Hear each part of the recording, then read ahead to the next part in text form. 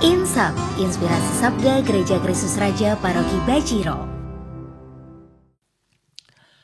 Biarlah imam-imam-Mu ya Tuhan, berpakaian kebenaran dan bersorak-sorai orang-orang yang Kau kasihi.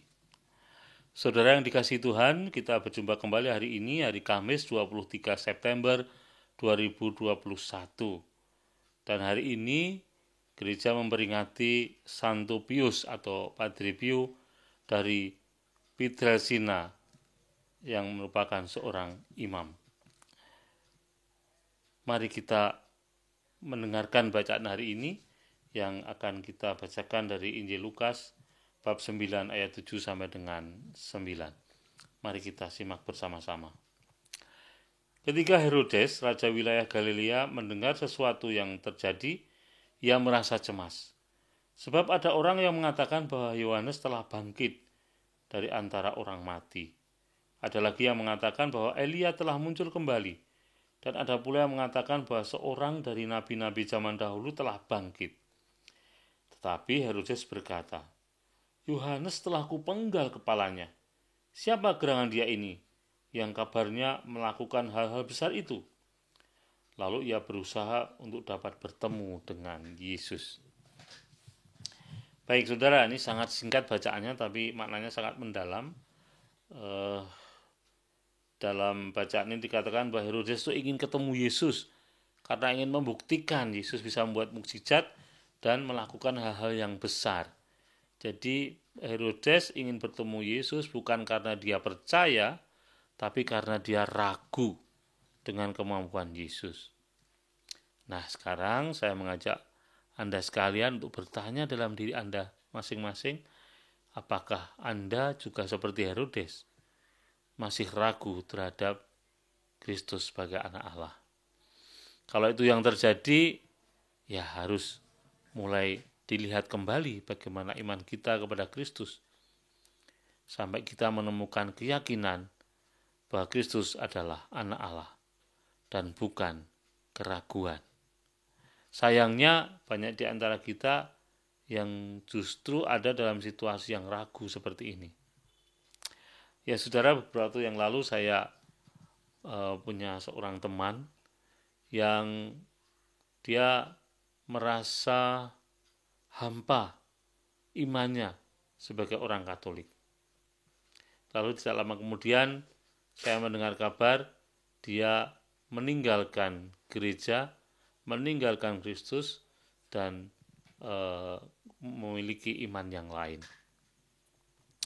Setelah saya lihat bagaimana kehidupannya, ternyata selama ini memang hanya rutinitas yang dilakukan ketika mengikuti Kristus dan tidak ada niat untuk menemukan makna yang terdalam. Ketika ke gereja hanya ritual saja, dan ketika hidup di masyarakat dia justru tidak menampakkan dirinya sebagai pengikut Kristus, maka hampalah kehidupannya. Saudara, situasi semacam ini tampaknya sekarang banyak melanda umat-umat Kristiani di berbagai tempat. Banyak yang merasa ragu dengan Kristus sebagai anak Allah. Banyak yang mulai merasa, apa benar sih ini Tuhan Allah, Putra Allah yang tunggal itu? Maka tidak heran banyak pula yang akhirnya meninggalkan Kristus karena keraguannya itu. Apakah dia salah? Bisa jadi tidak. Atau bisa jadi bukan karena kesalahan dia, tapi karena situasi di sekitarnya yang tidak mendukung keyakinannya itu. Maka saudara, mari kita bersama-sama mengkondisikan atau membangun situasi yang kondusif di gereja kita masing-masing, di keluarga kita masing-masing, yang menunjukkan bahwa di gereja kita, di keluarga kita, di komunitas kita, sungguh Kristus meraja dan hadir di sana. Sehingga setiap orang yang ada di situ semakin dikuatkan, ditegaskan imannya kepada Kristus. Saudara, kita jangan sampai menjadi seperti Herodes yang ingin bertemu Kristus karena meragukan kemampuannya, bukan karena percaya pada mujizat-mujizat yang telah dibuatnya. Saudara, percaya pada Kristus itu tidak mudah, tantangannya sangat berat, tetapi janji Tuhan untuk kerajaan Allah bagi kita semua haruslah kita pegang terus. Maka mari saudara, kita menguatkan iman kita masing-masing untuk terus menjadi pengikutnya, untuk terus menebarkan kasih kepada orang-orang yang ada di sekitar kita.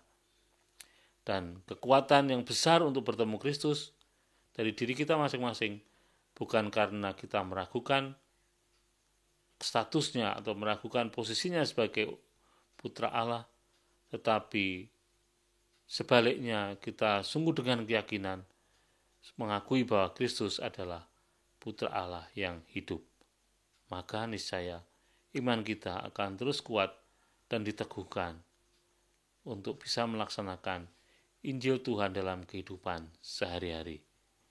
Mari saya ajak saudara untuk melakukan itu semua kepada mereka yang ada di sekitar kita. Berkah dalam.